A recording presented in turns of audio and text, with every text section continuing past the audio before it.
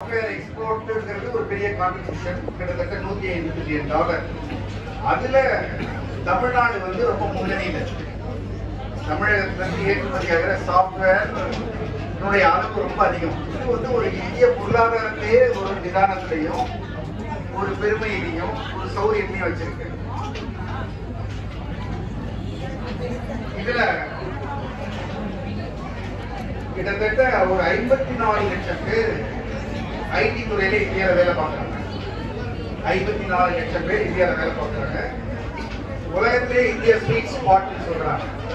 நம்ம பாகிஸ்தானை பார்த்தோம், ஸ்ரீலங்கா, பங்களாதேஷ், அமெரிக்கா, யூரோப் பல நாடுகள் வந்து பொருளாதாரத்தை சிறப்புல இருக்கிற சூழ்நிலையில இந்தியா 6-7% வளர்ந்து கொண்டு இருக்கிறது.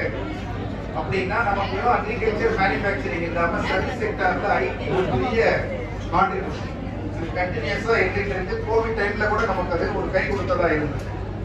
நிறைய ரெமிட்டன்ஸ் வெளிநாடுகள்ல இருந்து வருது. நம்முடைய பிள்ளைகள் வெளியில போய் சம்பாதித்து அனுப்பி கொண்டிருக்கிறார்கள். அதுவும் நமக்கு ரொம்ப பெரிய உதவியாக இருக்கிறது. இந்த 54 லட்சம் பேர் ஐடியில வேலை பார்க்கறதுல 1/3 36% பெண்கள். இப்ப மற்ற துறைகள்ல வேலை பார்க்க